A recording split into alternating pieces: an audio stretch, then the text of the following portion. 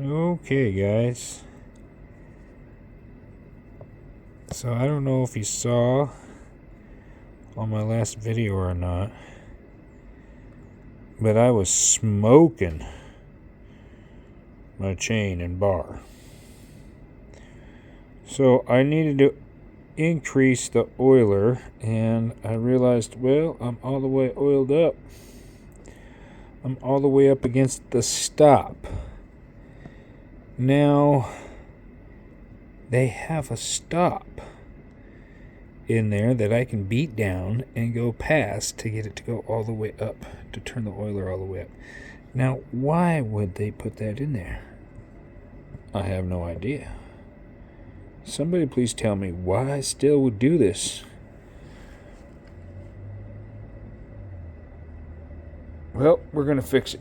We're going to put a drift pin in there. We're going to knock that little stop down, and we're going to be able to turn our oiler all the way up. So I'll pan out here so you guys can see what's cooking. So yeah, there's your oiler adjuster right down inside of there. There's your oiler adjuster.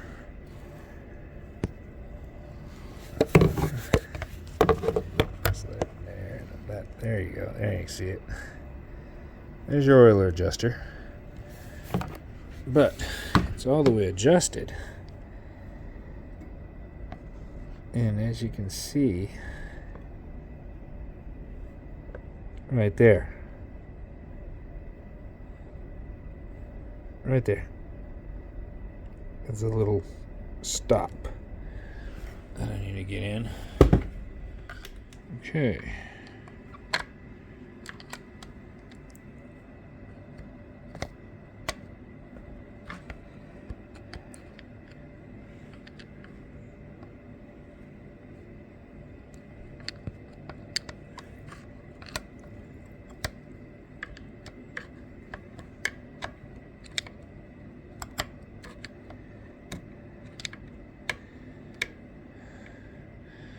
I gotta more do this by braille than anything else. I gotta sit you guys down for a second. I need 2 hands for this. Ooh. Felt it. Felt it again.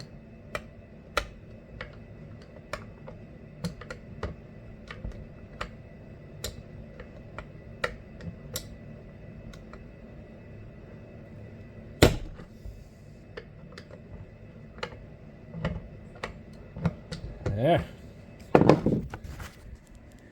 Okay, did you guys hear those smacks? So now that pin is gone. It's no longer sticking up. It's level across there. So oiler's turned up. We're going to get after this.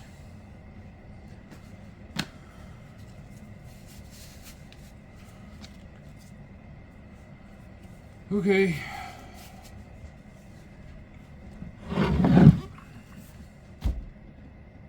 The 462.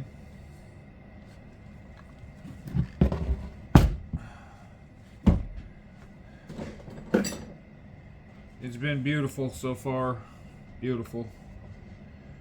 So, first time I'm getting into the hood here. I ran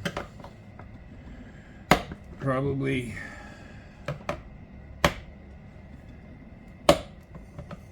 4 tanks of gas through it, maybe 4. Let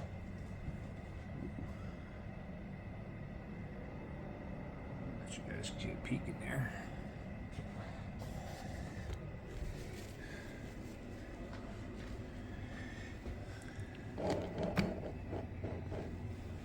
It's pretty dirty. There's a lot of dust in there.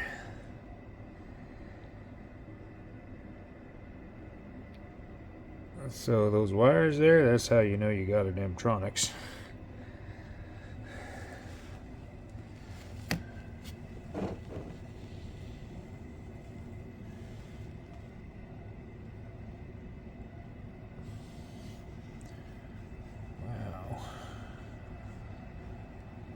guys think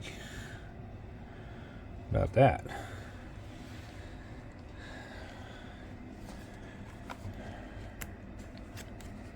First peek inside the air filter.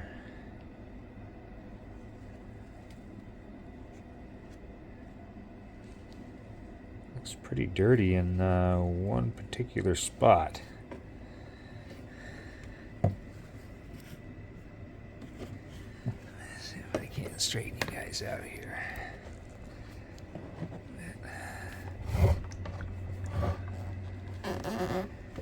You can see in there. What can we see in there? It's really clean. I don't really see anything in there. So it looks like the filter's doing its job, keeping everything out of the combustion chamber.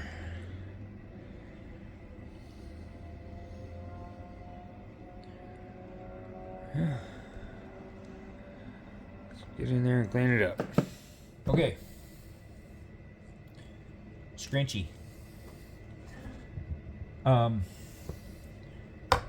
When you get a full wrap,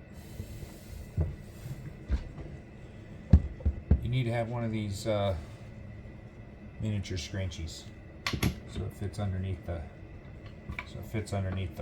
wrap bar.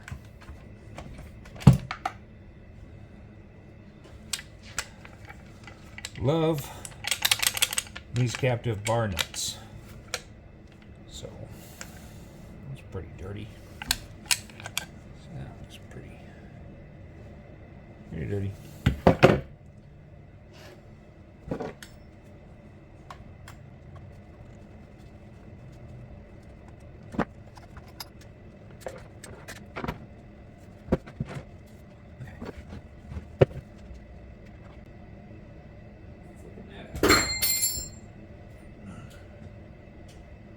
Just out there cleaning the crap out of there, and I just flicked this thing straight out of there. So pretty sure we don't want to be doing that.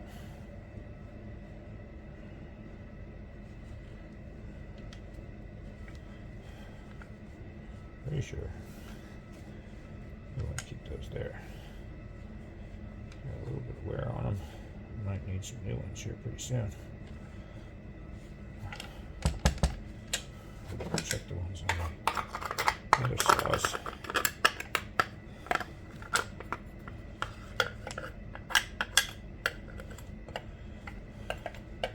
So it's important to get this stuff off of your saw because of thermal buildup. The enemy of these saws is heat. So you don't want thermal buildup. So you want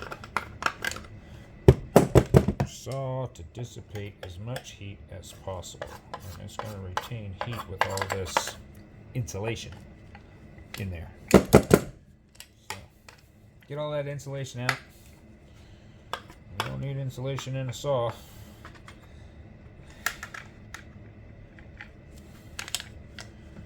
Okay.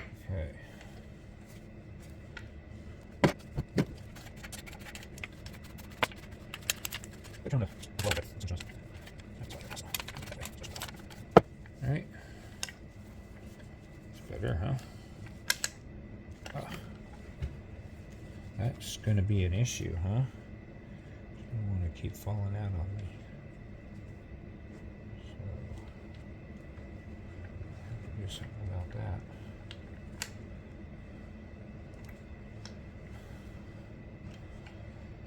Okay. Done with that.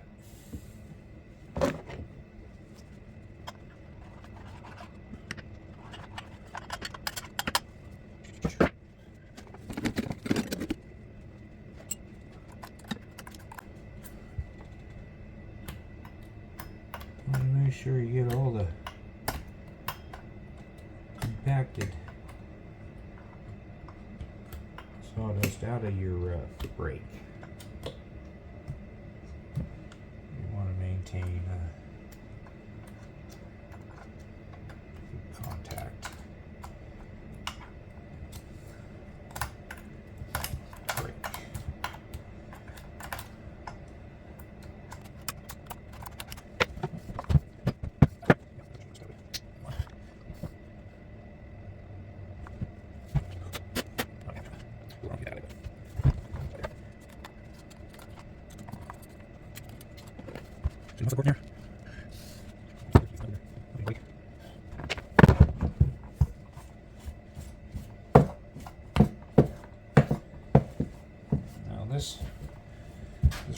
bar does get in the way when it comes to cleaning. Other saws are a lot easier to clean without that rat bar in the way.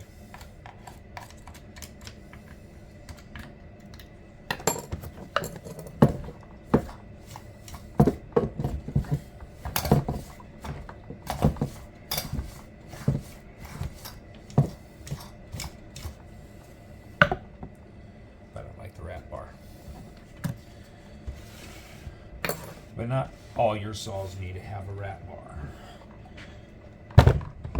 Definitely need to have at least one that doesn't.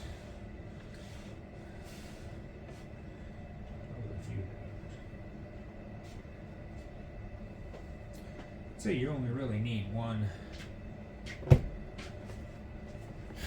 Well, for every saw you need a backup saw, so you need a felling saw, so you probably need a backup felling saw, but so maybe 2 with a wrap and the rest without.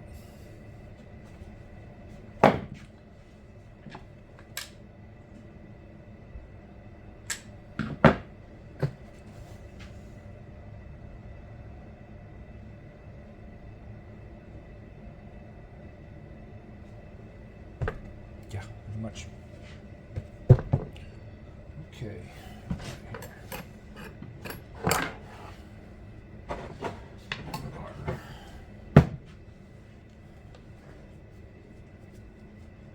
There's my favorite cleaning tool.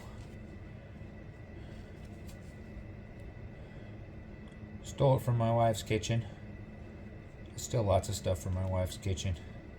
She complains all the time about it.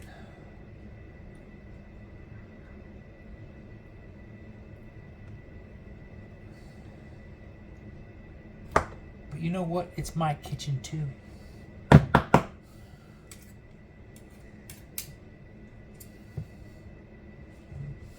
Not really Stihl now, is it?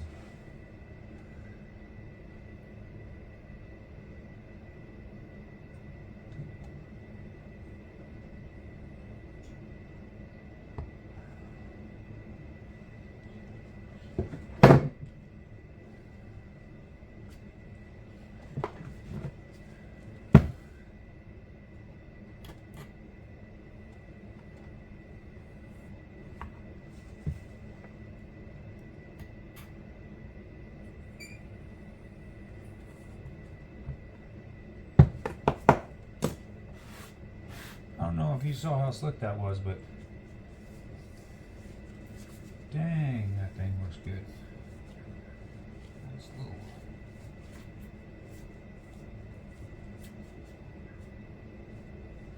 stuff up there. Huh. Should roll a little bit better than that. I might have a bad tip.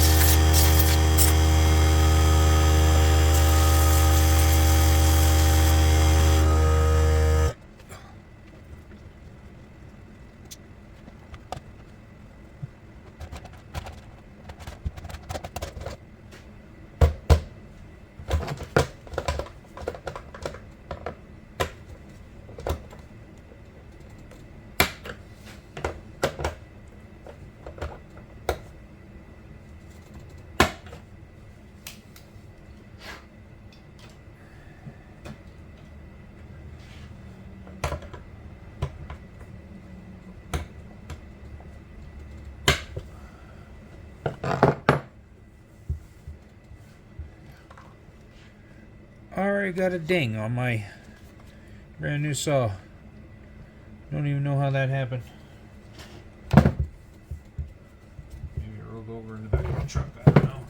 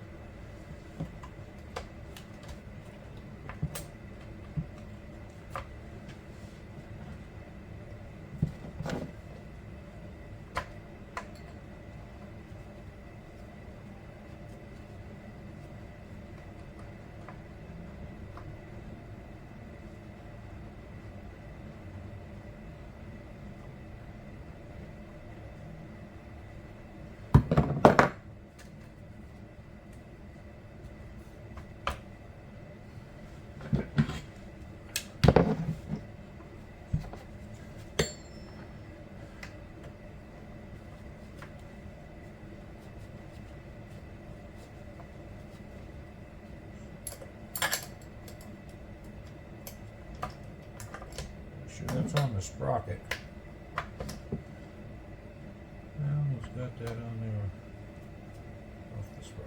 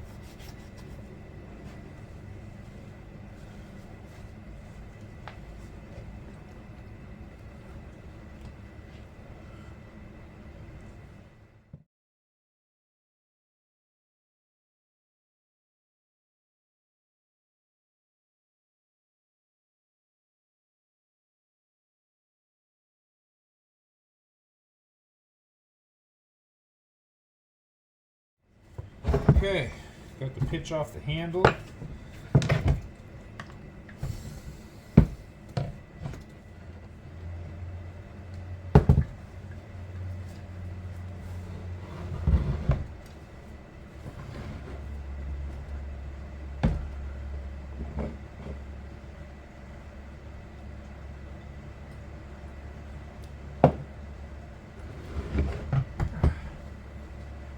Done cleaning.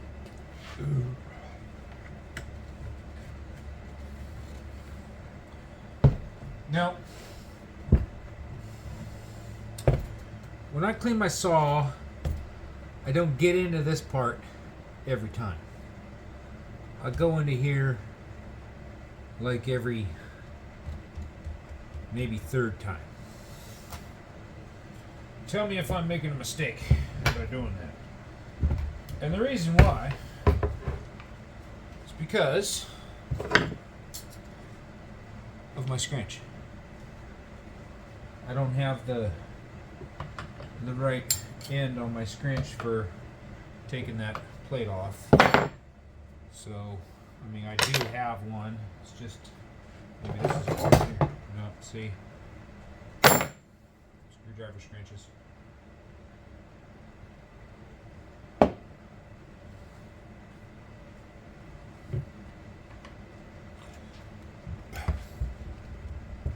I need the one that's going to go into that hole there.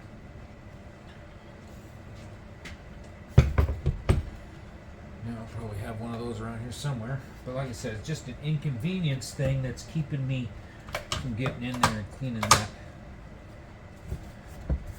more often. Let me know if I'm making a mistake. Probably am. Pretty sure I am.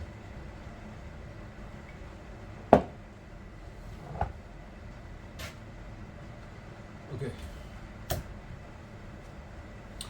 we're going to sharpen the chain now, so We actually want this super tight. We don't want this ready to work tight. We want this super cranked up tight. Move it. Oh, barely had my back off just a little bit.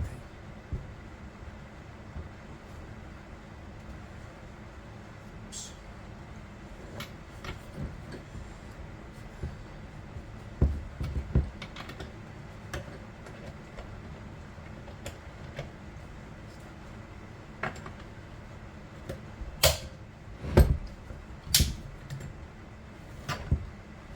Let's try it.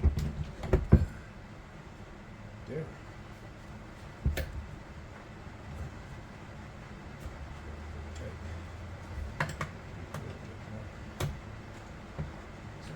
There.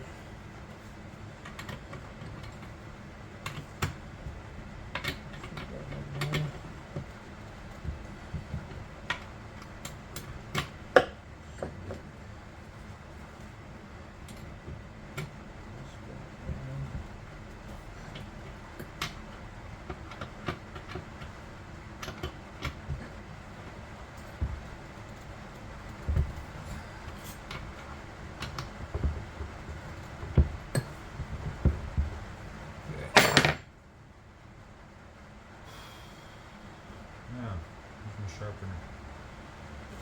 I don't have my sharpener. Huh.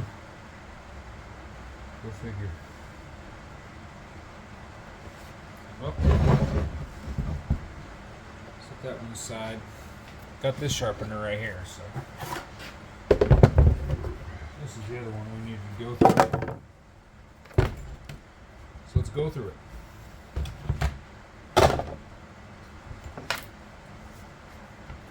The crap that's in there.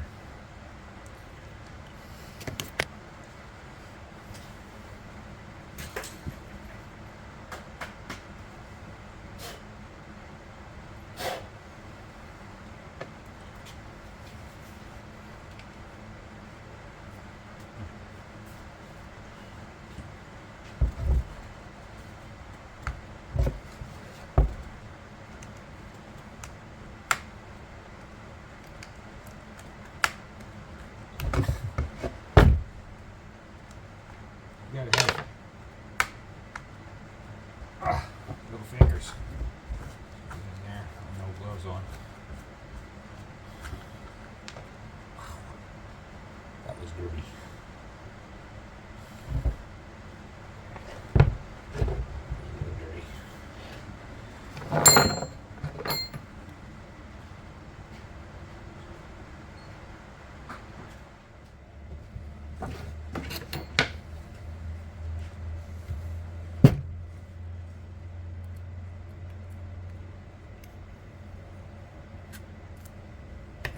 Works perfect every time.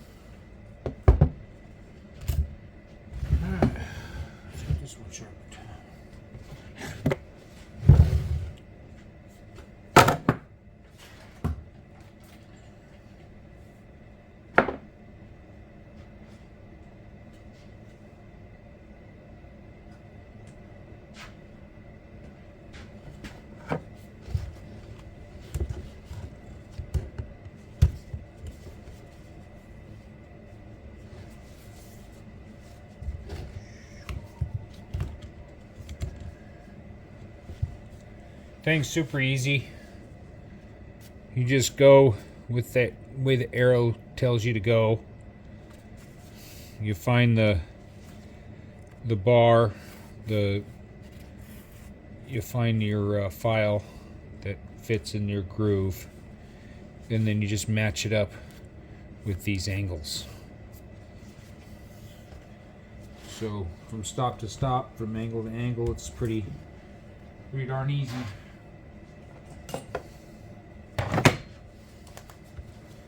I like to mark my first tooth, know where I start, know where I finish.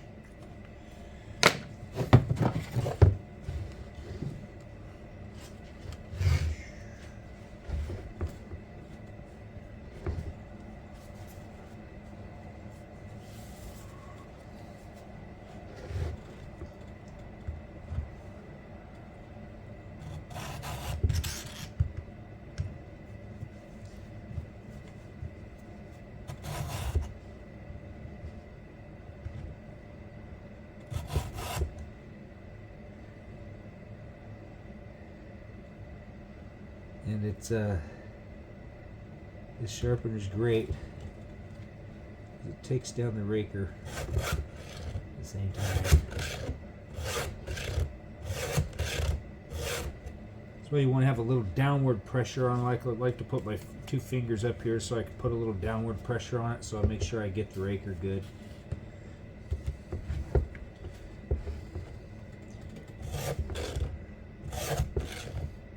Like I said, angle to angle, from stop to stop, you got your angle. Super simple sharpener.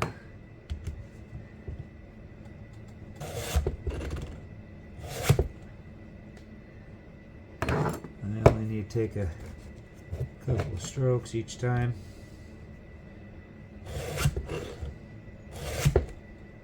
Really not all that dull.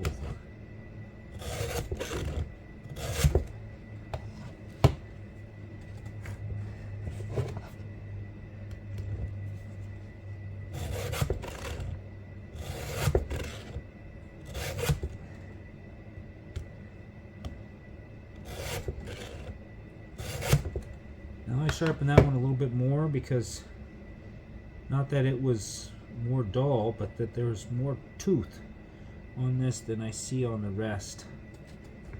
Actually, I'm seeing a pattern here. The other side, sharpen quite a bit more, or sharpen down quite a bit more. There's not as much of the tooth left.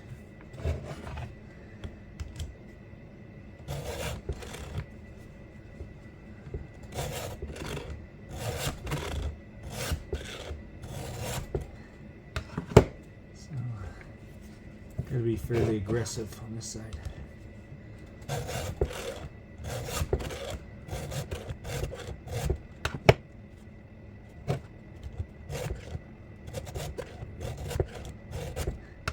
can feel it in the file when I get the file back to get full contact. I know it's sharp when I get full contact. No point going any more than sharp. You just file down your chain.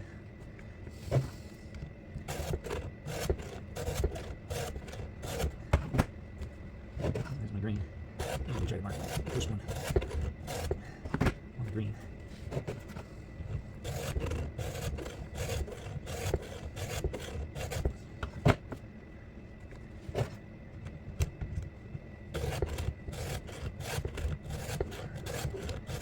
Take 6 strokes on this side, and I'll take 3 strokes on the other side.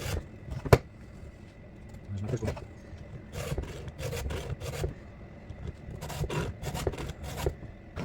First couple I didn't notice that they were fingers. Yeah, okay. Well, the other side.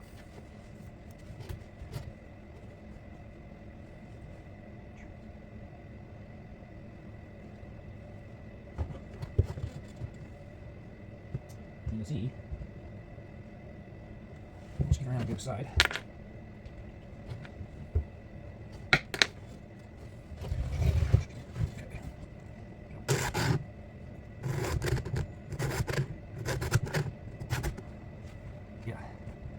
3 strokes on the side. 1, 2, 3. 1, 2.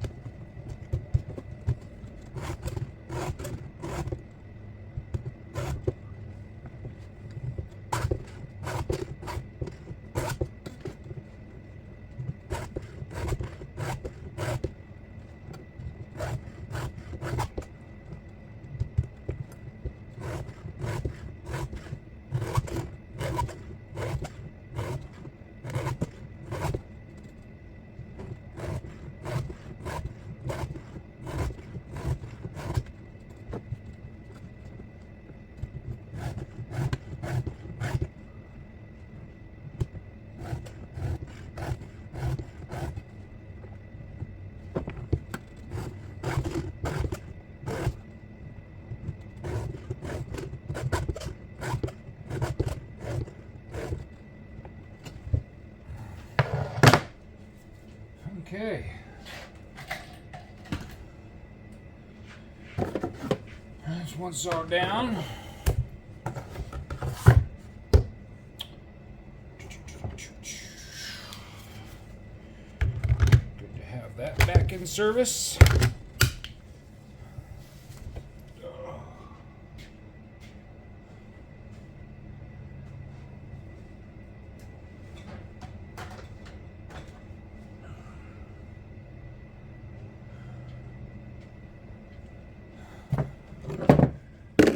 Okay, that's about it for now. I gotta go get my sharpening tool to sharpen this one. So, question.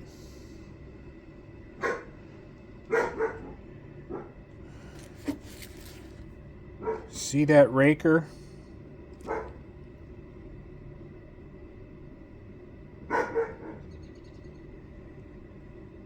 It is down a lot lower than my other rakers. Brand new chain. So the 3-in-1 Stihl sharpener does a great job. But when I get here to my linkage, where I got double, and I got a space in here with no thing to set the bar on when I'm running this across, so it has no place to rest that bar on in that linkage spot. So it took down that raker way further than the rest of my rakers. So guys, don't make that same mistake. Lay off of this particular raker that is next to your linkage. Make sure you lay off of that. Now, guys, tell me, I'm new at this, so tell me, how much am I going to feel that in the cut? And will that be dangerous to have that one linkage so much lower than the rest of them? Let me know. Thanks, guys, for watching. Carpe diem.